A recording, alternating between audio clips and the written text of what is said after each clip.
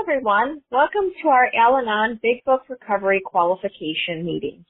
We meet every Wednesday night at 5:30 p.m. Pacific Standard Time, 8:30 p.m. Eastern Standard Time. Today is Wednesday, November 20th, 2024. My name is DeAna L, and I am a recovered Al-Anon and am your speaker for this evening. And tonight, I will share what I used to be like, what happened, and what I'm like now.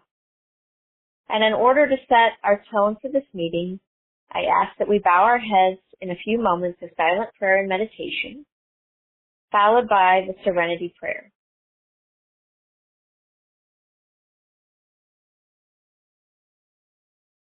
God, grant me the serenity to accept the things I cannot change, the courage to change the things I can, and the wisdom to know the difference. Thy will, not mine, be done. Okay. So again, I'm going to share my story here, and I'm going to share it in the format of what my life was like, what happens in life now. I do want to start off by saying that I really wasn't sure at first if I belonged in Al-Anon. I had an idea of what somebody who needed Al-Anon, what their life had to look like. And I didn't think my life fit up to that until I realized it did. Until I realized it doesn't have to all look the same. I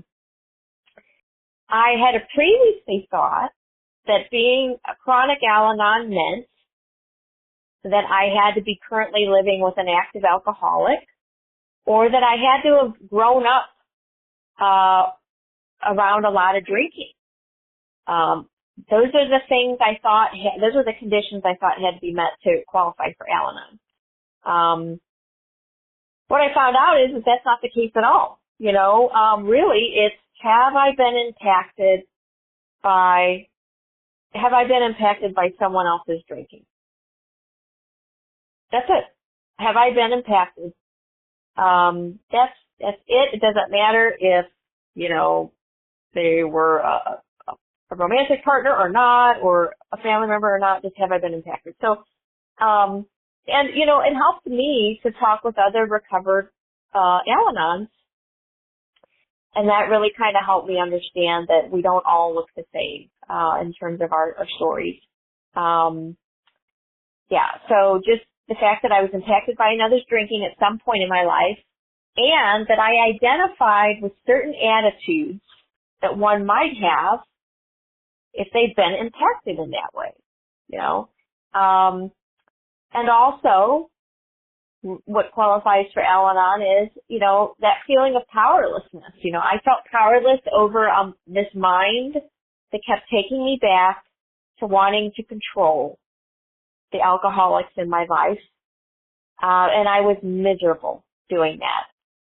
And my wanting to control them didn't, again, necessarily look the same way that I'd heard other people talk about. I wasn't chasing anybody down in cars or, checking up on them on their phone, but I did it in other ways. So again, it's, the common denominator is actually very broad, let's just put it that way. So, how it was revealed to me,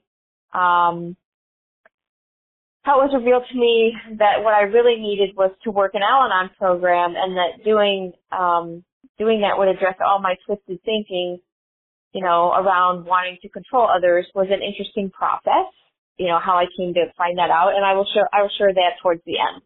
Excuse me. Yeah, it's been a very interesting revealing, if you will. So just to kind of, go back to what my life was like before, I remember a lot of big, scary things happening in my life between the ages of 5 and 7. I can't tell you that I knew there was alcohol use in the home, but I can tell you that there was chaos. I didn't see active drinking, but I saw pictures of myself when I couldn't have been more than 2 or 3 with this ginormous wine bottle that looked about as tall as I was. Which I don't even think I've seen one of those in real life. But in my home, there was definitely neglect. There was fighting. There was, there was divorce. There was moving away from family. All this happening in a short span of time, 5 to 7. Changing schools, making new friends. At one point living with my mom and my sister. At one point living with my dad and my sister. And then my sister's not always home. And then my aunt's living with us. And my dad's gone. And just a lot of stuff. And I didn't understand it because I was so young at the time. But a lot of this was due to alcohol. Not having Christmas presents one year. Being told Santa didn't come. So growing up in my home, my father was, an emotionally, I would say, unregulated person, unpredictable moods and outbursts. He had a problem with he's an alcoholic. And I just remember feeling overwhelmed and confused by all these changes, and it just felt scary. And I blamed everything on me. How kids are selfish just by design anyways, right? But I just wondered what I was doing wrong, that these people were leaving or they weren't staying. These big changes were happening. I thought somehow I caused this. So out of those experiences, I became distrusting of people. I remember being on guard a lot, and I remember being very judgmental, and I did not have a good poker face. So, how somebody can have, thoughts about someone else and, it's not like their face is showing it. Well, I would do the whole eye roll, or, people would even tell me, you don't have a good poker face. So it came off as, you could see that I was very judgy too. But honestly, I'm gonna be, quite frankly, I was always, when I made friends, I was waiting for people to let me down. It's like I was almost waiting for them to do something that I could say, that I could write them off for. So I don't know. Yeah. And relationships became transactional for me. I remember at a young age, there was a girl that lived on my street. She was pretty, she was popular, and she was friends with me. And to me, I thought, well, I can't believe this. And so I would give her gifts. She never asked for these things, but I gave them to her because I figured I don't want her to leave. I don't want to lose her. She's not, what if she realizes, because I didn't think much of myself. I had low self-esteem. What if she realizes, whatever, and yeah. So, but what was funny is so I give her these gifts, and then if I felt like I wasn't getting the appreciation, or I wasn't getting whatever from her that I felt like I deserved, I would get resentful. And I remember bringing it up. And what's funny is she never entered into an agreement with me to say, you do this and I do that, but in my mind that's just kind of all worked out. And things would be transactional for me too. Like I remember the first time a guy bought me a dozen roses. And I remember thinking immediately, almost feeling bad about it. Like, now I'm going to have to do something for him. And that didn't mean something physical. It just meant, it's almost as if I couldn't accept it. It was so there was like this wall around me where I just really couldn't let people in. I felt like people weren't trustworthy, because, I judged everything through the lens of my early experiences. People that say they love you, they're going to leave you, all this kind of stuff. So anyways, and I'm not doing a for me story here. I'm just kind of laying the groundwork for, because it is my story. Kind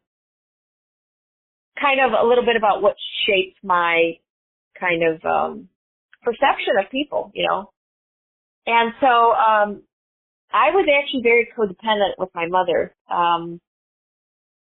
I was very needy with her, and was that because, I lived apart from her at times during divorce and I really needed her? I don't know.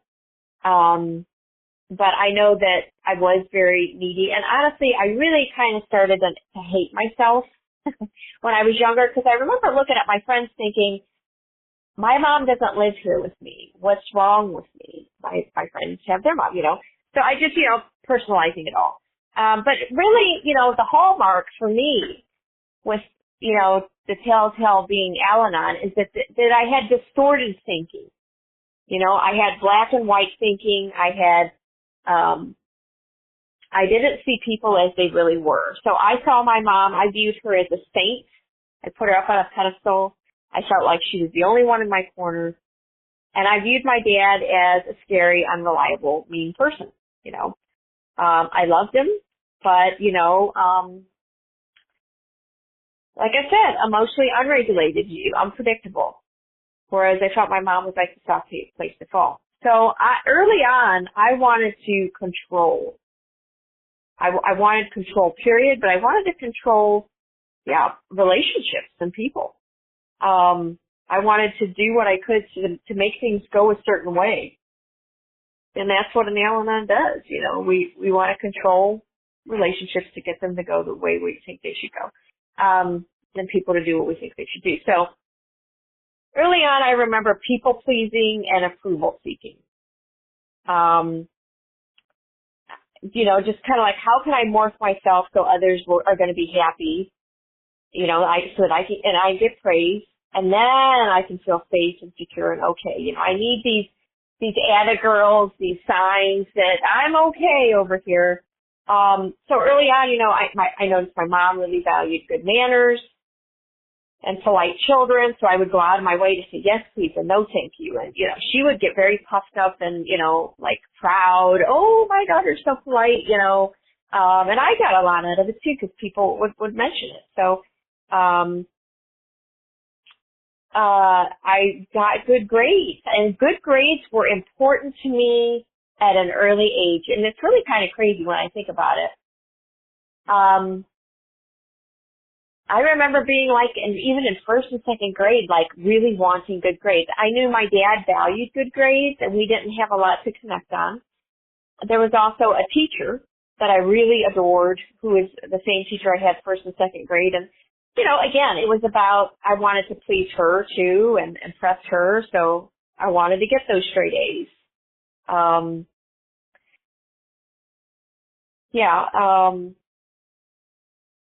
growing up in that household, so my mom and my sister weren't getting along. My sister and I ended up living with my dad alone for about 3 to 5 years, I think it was. And I remember really hating life then. I felt like life was unfair. I didn't understand why. And I really needed my mom. And there were things going on between her and my sister that I didn't understand because I was 7 years younger than my sister, so I wasn't really brought into decisions on stuff. So I was angry a lot, and I felt like a victim. I did start into an eating disorder, and I used, I used watching TV and eating and living in my head as this Al-Anon, I used that to escape reality.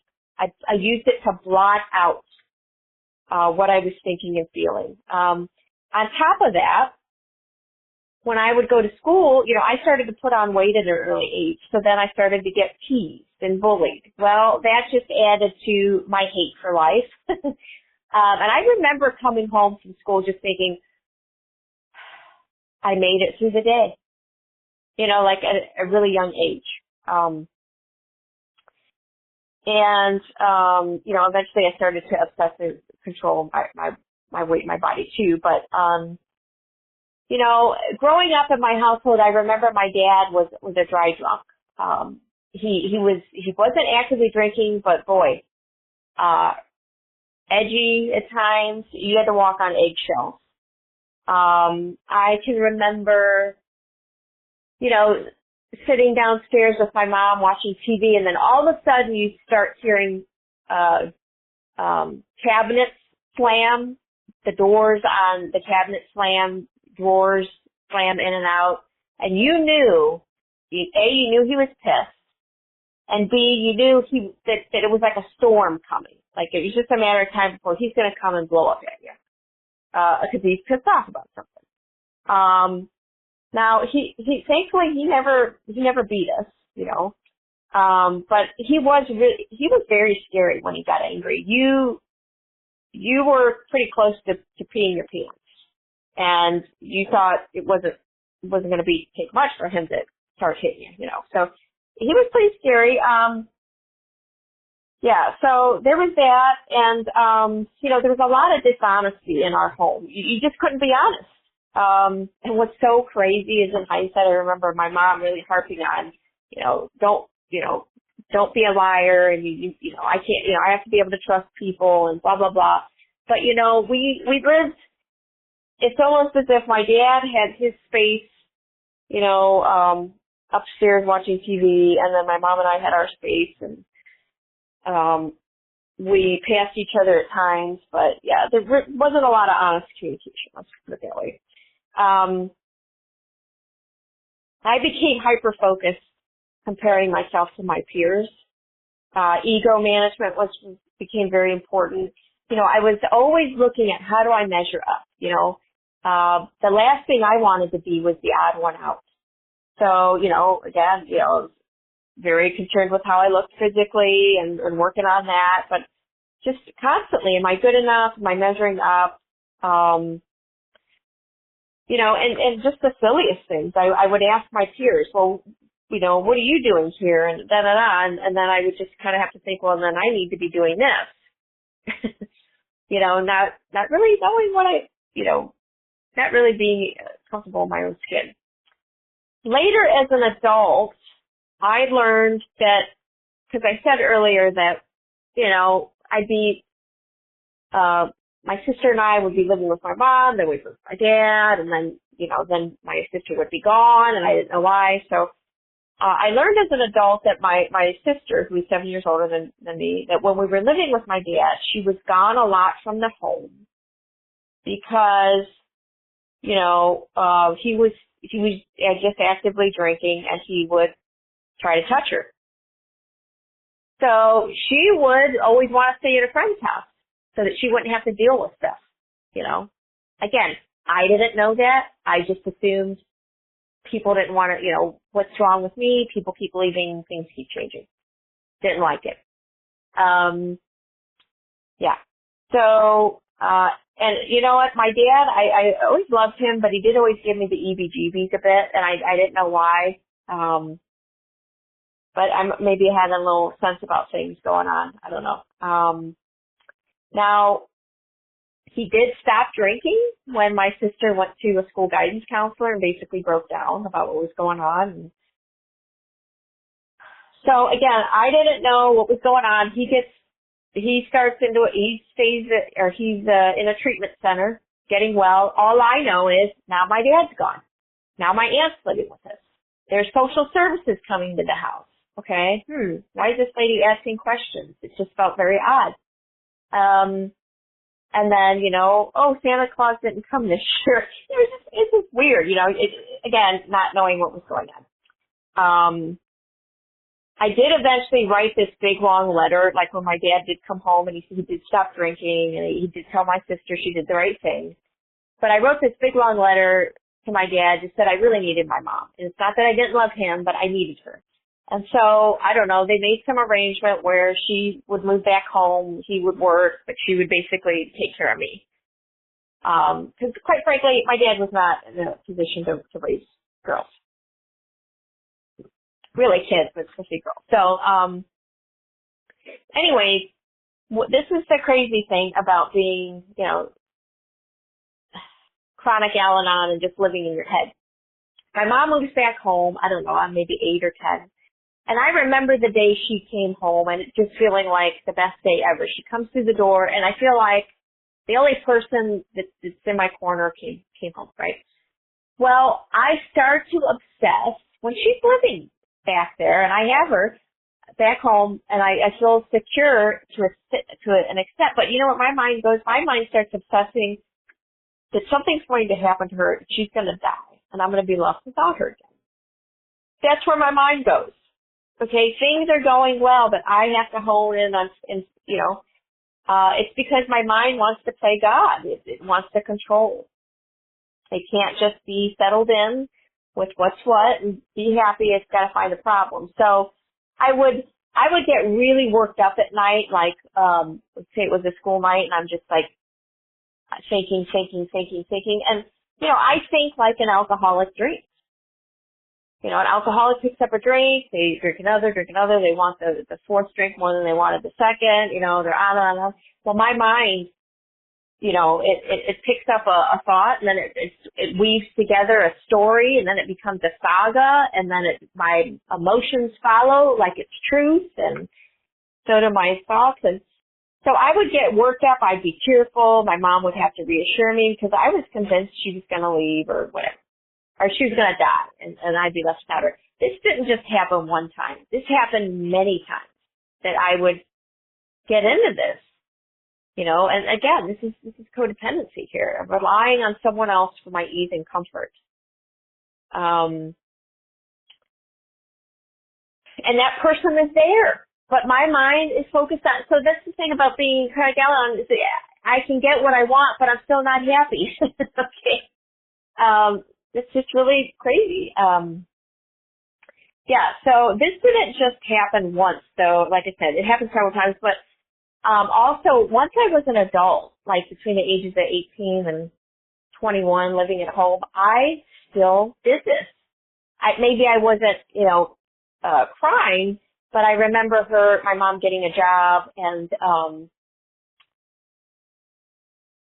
waitressing, and my mind would go to, it's midnight, it's 1 or 2 in the morning. I'm worried. My mind goes to, she's going to be walking in that dark parking lot by herself.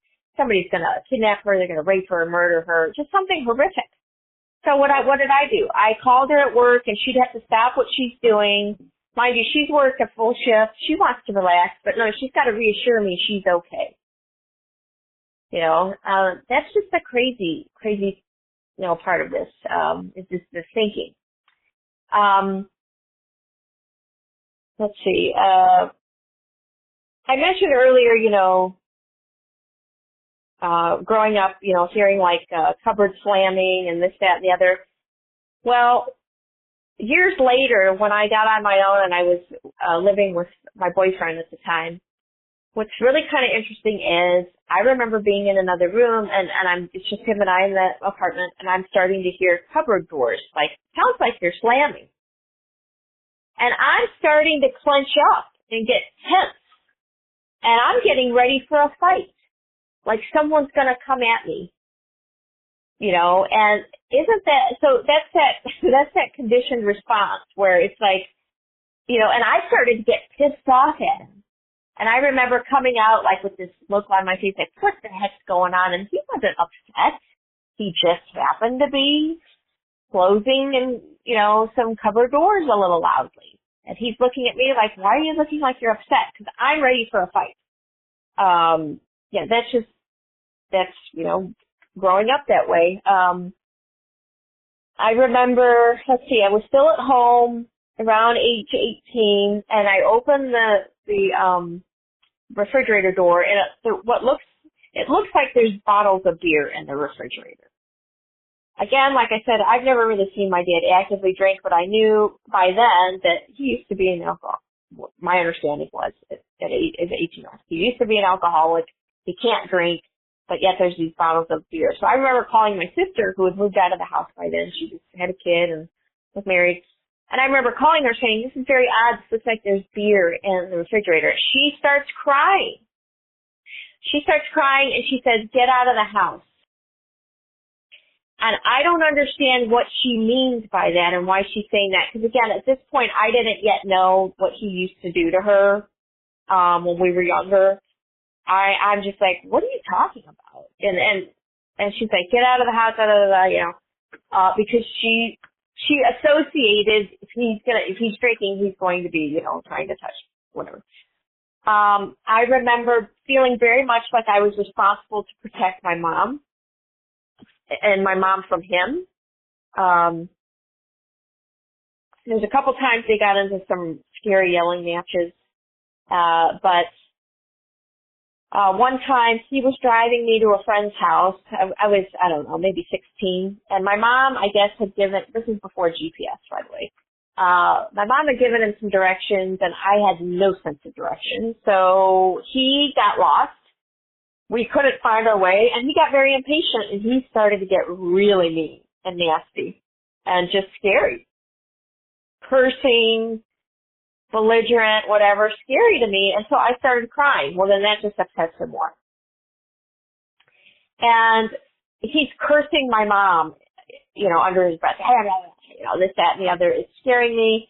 Finally, he pulls into my friend's driveway and he's like, basically, you're not getting out of the car because I'm all worked up and he doesn't want people to know, whatever. And I'm like, I get out of the car, I shut the door, and I run into her house, my friend's house, and immediately I'm like, I got to call my mom. And I call her and I'm like, get out of the house. I was like, Dad's really angry. I didn't know what he was going to do. He was scary like that. He was unpredictable.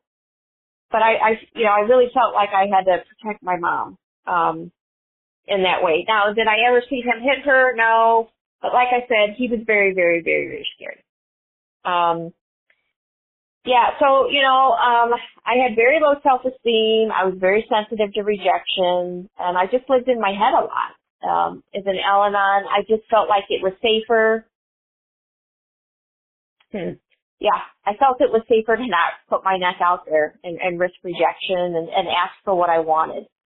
Here's the really crazy, sick thing about not asking for what you wanted. I would then resent people who did ask for what they wanted, or when they didn't, they weren't able to read my mind to figure out what I wanted, because why should I have to ask? Or I remember being jealous of girls my age that did ask for what they wanted, and on the one hand, I'd be judgmental, but on the other hand, I'd be envious and say, I wish I could do that.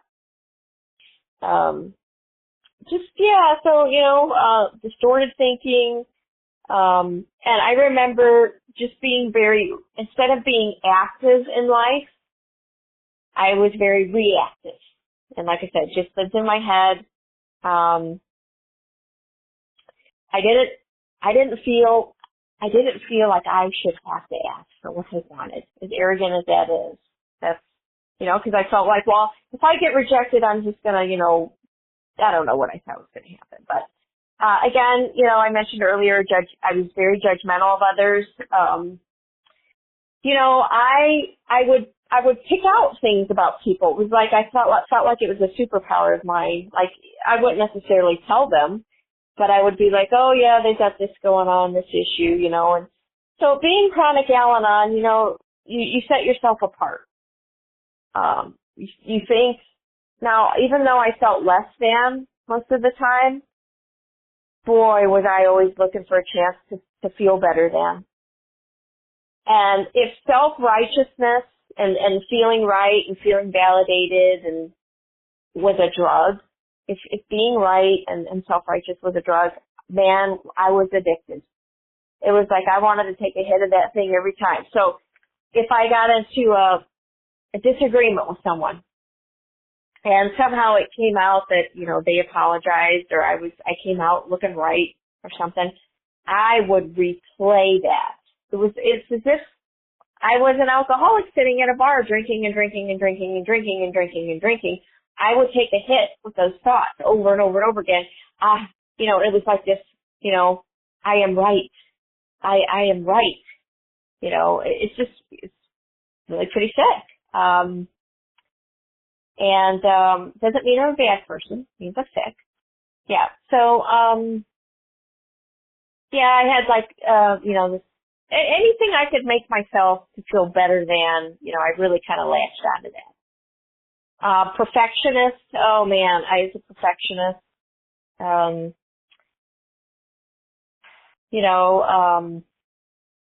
Perfectionists aren't a lot of fun to be around. But I wore it as a badge of honor when I was younger, like, oh, well, I've got to get, I got to ace this, my grades or, whatever. But the thing is I could never really live up to it. But I didn't want people to know that. And when you're a perfectionist, you try to hold other people up to that unrealistic standard, and it's not very fair. I remember I was pretty mean to people at times. My husband, if came home from the store and didn't bring what I wanted, even though maybe I gave them very detailed directions or instructions, I would make them feel bad about it. Like, oh, I told, how could you, blah, blah, blah. Procrastination, what I would do is I would procrastinate on things. I would put it off, and then I would make it someone else's problem. Like, oh my, I'd be tearful, I'd be upset, and I'd be, needing somebody else to kind of bail me out and help me out with things.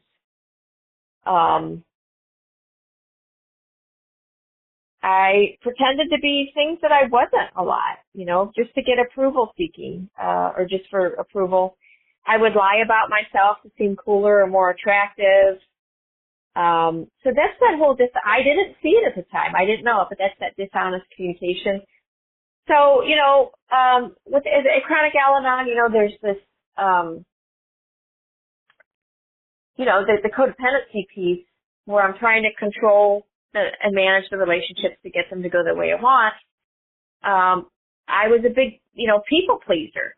People pleaser, saying yes when I meant no, withholding opinions, overcommitting to things so that I could look like Superwoman and get the ego boost. But what I would do then later is I would resent the person that asked me, or I would resent myself for agreeing to it.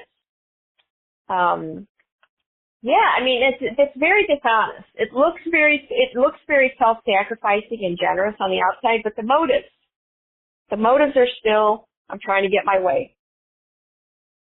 So those are the more passive behaviors. I have before then, I remember I wailed on my sister. I just kept punching her, because I thought she was going to reveal something embarrassing about me, I don't know. I was 16 to 18, and I just saw red because it was like, oh, you're gonna, say something embarrassing. Now, mind you, she had every right to do that because I had just revealed something embarrassing about her. So, it's the hypocritical piece there. But I remember really badgering my mom because I wanted pizza of all things, if you can believe that.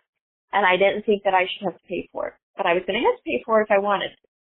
So what did I do? I just kept nagging and complaining. And I just remember her saying, I don't have to take this kind of abuse.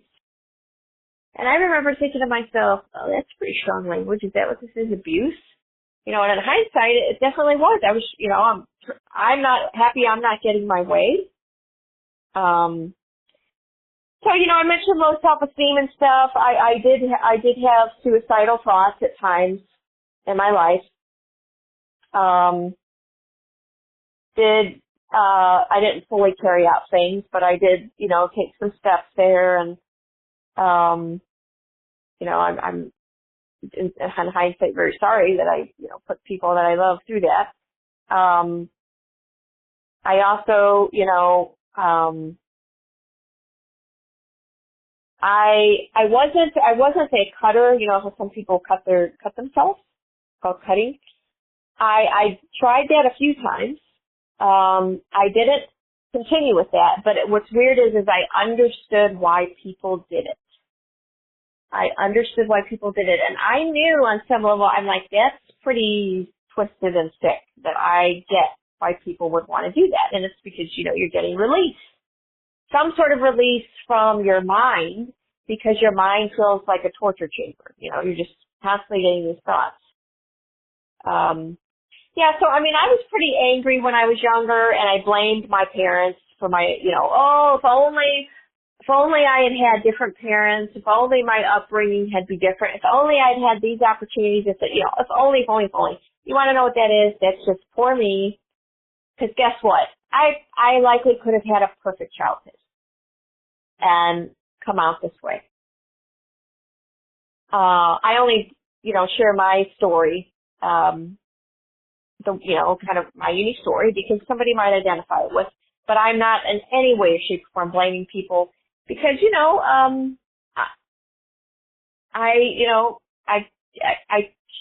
just am the way I am. Let's put it that way. I don't blame anybody for it.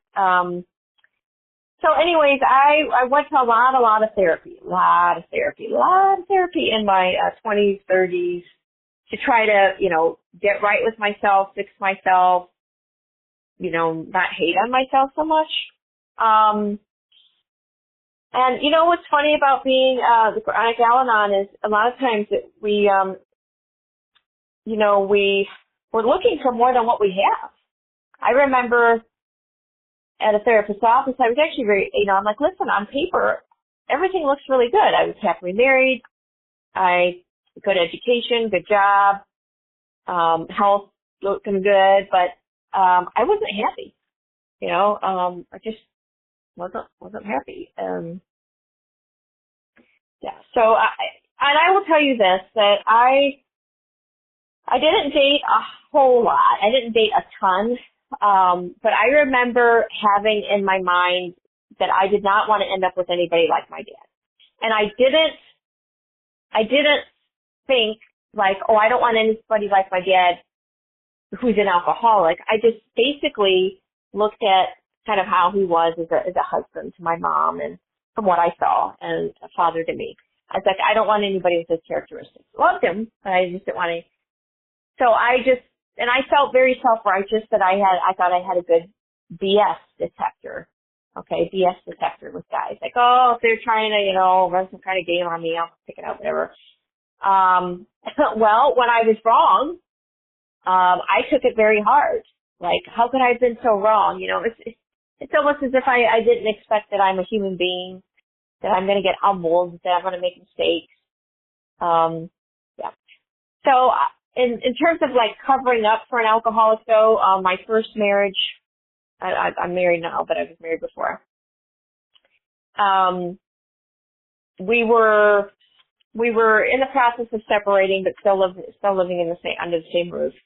And he woke me up and told me that he had, I don't know, hit some kind of pole somewhere. And I knew that he had been out at a bar with someone. And again, our relationship was ending. He was drinking more, but in our relationship, he wasn't, from what I could tell, an alcoholic. But as the relationship was ending, he was drinking more and more. Anyways, I go and I drive with him to where this is. Yeah, he hit this pole, and it was pitch black dark. And he's like, we got to drive this back. And I said, I'm not driving this anywhere. And because I was worried about a policeman spotting us and then him getting a ticket and then having to deal with that whole piece of whatever. He shouldn't have been driving under the influence, obviously. So what did I do? I'm like, we're going to take care of this in the morning. So in the morning, I get in the driver's seat, we're backing it out, and what do you know, a cop rolls up. Oh, and he's like, so how did you manage that? And so what did I do? I said, well, I was leaning over to pick up something and, hit this thing. So, yeah, I lied to him because I didn't want to deal with the consequences. So there you have that. And and from my understanding is that his drinking kind of took on pretty big proportions, after we parted ways, then I learned from my stepdaughter. So what happened? So I was already in a 12-step program for compulsive eating and codependency. And I start to notice when my husband drinks. And it bothers me. And I am starting to, be hyper-focused on what is he pulling out of the fridge. And I remember this and knowing that something was wrong with me. He opens the fridge. This is maybe third or fourth day, where he, had started maybe drinking a bottle of wine or some wine or whatever. And I remember out of the corner of my eye thinking, that better be water that he's pulling out of the fridge. That was my thought. And I couldn't not make comments about, oh, wino there. Oh my God. I was like, oh, you drank that whole bottle in 2 days or 3 days or whatever. I couldn't not say anything. And then I would think about it afterwards, like, why I couldn't not say anything. I also got really irritated that my dad who had, to my knowledge, not been actively drinking for many years, started drinking again. And I thought I saw wine in his refrigerator, and so I opened his refrigerator up again. I'm like, well, what's that? And then he got all, defensive and upset, like, well, who are you to go into someone's fridge and blah, blah, blah. And I then turned it on him, like, well, why are you getting so defensive? If it's nothing to be, whatever, So bottom line, I was wrong. Who am I? He's a grown man. He can do what he wants. But I remember I got really resentful that he picked up again. So, and then with my husband, so here's the thing. I am working 2 12-step programs. And I feel like there's a dark cloud over life. I'm not liking life. I'm getting nitpicky, like either overtly or in my mind about my husband and what he does and doesn't do. I think I know better about the alcoholics in my life, like my nephew who has 4 kids, and I'm thinking, well, I need to be in their lives more because obviously they're not going to have the life that they deserve because their dad's drinking and he's having, consequences for, and I'm sorry, what? So that's me. That's me thinking I know best. That's arrogance. It's absolute arrogance, but that's just where my mind went. And here's how I knew I needed Al-Anon.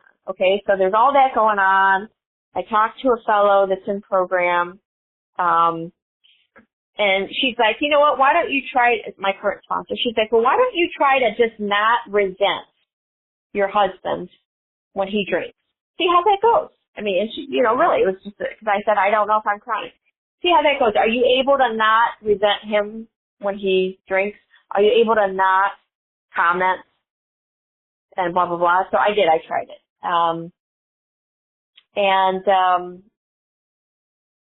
I couldn't do it. I couldn't do it.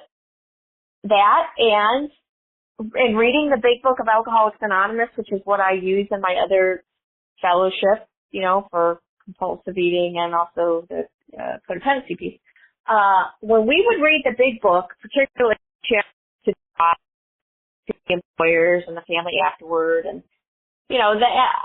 to me, the chapters that are really honed in on, people affected by the alcoholic or impacted, I would start to choke up. I would start to, and it was like I felt something in my chest, it's like God was telling me something here.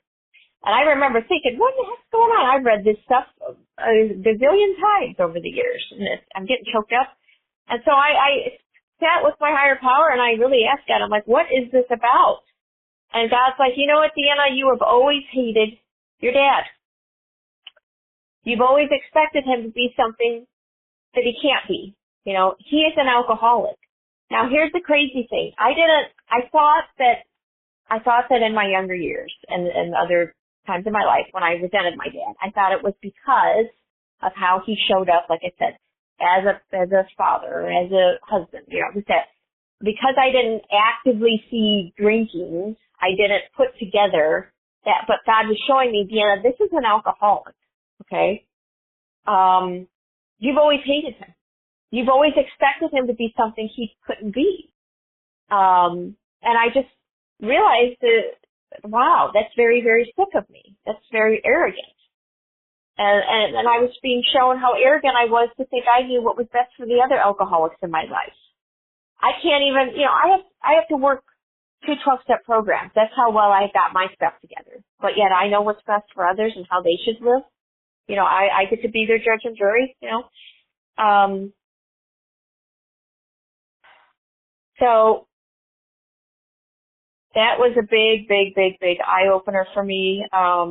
Also, my sponsor helped me to see that, people make very poor decisions as a result of their drinking. And guess what? I don't have the power to change people. And what I learned is that, so anyways, that's what brought me here. Okay, so that's kind of jumping ahead there.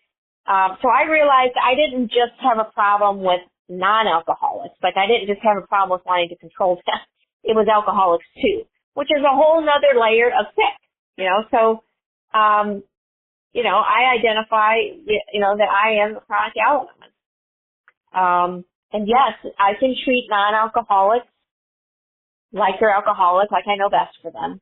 But that piece with the alcoholism, so what I needed to do, what happened, or life now I should say, what I needed to do is I needed to learn what alcoholism really is.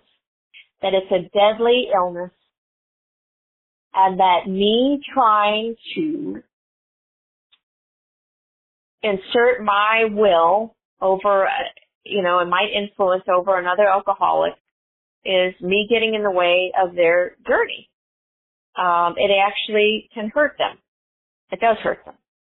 Because they have their own journey with their higher power, and I'm not their higher power. So, yeah, I mean, it's very humbling. Realizing you're chronic Al-Anon, you just realize the absolute arrogance that goes along with it. And again, it doesn't mean we're bad people, just sick. So I needed to work the steps quickly. Thankfully, the sponsor I got with was already recovered in not only Al-Anon but the other programs I'm in. And so I worked the steps quickly. I had a spiritual awakening as a result of working the steps. And so today, now, I'm more free in my thinking. I'm not playing out terrible scenarios over and over in my head about what people did or didn't do or what they should do. And if thoughts do crop up about past stuff, then I do a 10-step. I work my program around it. I get out of that toxic thought loop of replaying and reliving things. Because I worked this program for Al-Anon, or this Al-Anon program, I don't have to worry about or think about someone else's drinking or the consequences of it. I can be around my husband drinking and it's not a problem. He's, not an alcoholic, that I'm at all aware of, but, like I said, it was bothering me when I saw drinking. He can drink now and it's not a problem. If for some reason I do get irritated, because, I'm recovered, but I'm not cured. So if I do kind of get a thought where I'm like, yeah, kind of irritating me or whatever, then that means there's something wrong with me, something wrong with DeAna. And so I need to work my program around it. But the beautiful thing is I get to get out of that then. I get free. I'm not ruminating. I'm not living in that obsession, trying to predict outcomes for him. I'm much less judgmental of others because I work this program, because the program's humbling. I'm reminded of my character defects, because I'm human. I'm going to mess up. And God gives me the guidance I need. My sponsor is absolutely vital. I love her dearly and very blessed. She provides me with perspective that's helpful when I can't see things clearly. She's really, really, really helped me too with my relationship with my dad, because I used to replay things, and I would always see my dad as bad things that I thought he did, rather than my dad's done a lot of great things for me in my life. He provided, he defended me, to people, like stuck up for me, if you will, and he had my back, okay, and but in my selfishness and my illness, I would only hone in on, the saga of just, where I felt he fell short.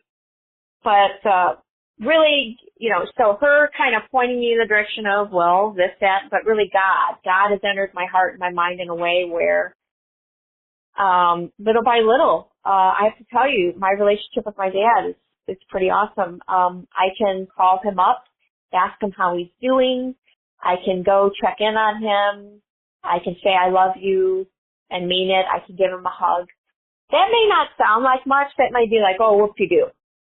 But the reason why that's so tremendous is because, for me, if I wasn't working this program, I would have cut him out of my life entirely. In fact, my sister has done that. And I'm not saying that that's wrong. We all have our own experiences and we all have our own journeys. But what I'm saying is that my higher power has entered my heart and my mind in a way that's shown me, that's allowed me to say, this person deserves love and tolerance too. And my higher power has shown me that way. So it's just really, really pretty beautiful. And so, like I said, if when I lay my head down at night to go to sleep, if something ever happens to my dad, I can have peace in my heart to know the last thing I said to him was, I love you. And that our interactions were of love, or at a minimum,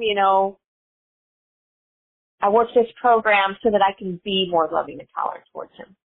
So that's just really miraculous. That's all I can say.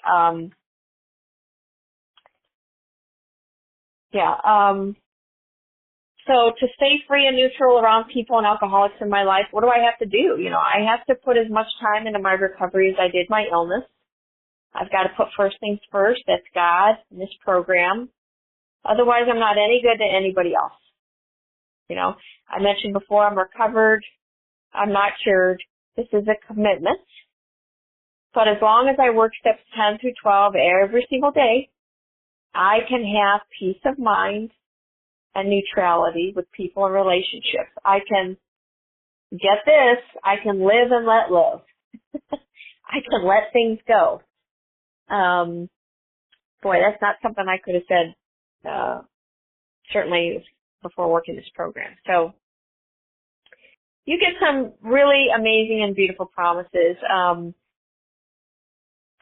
So here's the thing. I don't get peace in my life because the alcoholics in my life put down drinking or because their lives are playing out in a certain way. Nope. I get peace because I turn to my higher power and I work this program. And I let my higher power show me what's the next right step to do. If someone needs me, does that mean I just rush in and fix, manage, save, control? No, that's my old way of operating. Working this program, I get discernment. I ask my higher power, do you want me to help so-and-so? And then if so, in what way? And sometimes it's like, nope, that's something for them to do. And certainly I can check things out with my sponsor as well. But I get discernment, whereas I would be, if not for this program, I'd be spinning my wheels, indecisive, going back and forth trying to play out different outcomes. And, what if this happens? And, what if this? I don't have to live that way. It's just, it's really pretty miraculous. It's humbling. I'm grateful for this program. Funny thing is, I told a fellow today before I was going to do this share, I don't know if I'm going to be able to share for this long, and yeah, turns out that wasn't too difficult. So anyways, let's move into closing here. Seventh tradition, every group ought to be fully self-supporting, declining outside contributions. This group does not have a payment structure in place and currently has no overhead expenses. If you would like to fulfill Tradition 7, please send contributions directly to the Al-Anon World Service Office by visiting alanon.org. For questions about this meeting or if you're looking for a sponsor, please send emails to Al-Anon, bigbookrecovery@gmail.com. Recordings can be accessed on YouTube by searching at Al-Anon Step Speaker in the YouTube search box. If you are interested in other Al-Anon meetings that follow the Big Book, please visit www.alanonbigbooksolutiongroup.org. Now let's have a moment of silence for the Al-Anon who still suffers, followed by the Lord's Prayer, or a prayer of your own choosing said in silence.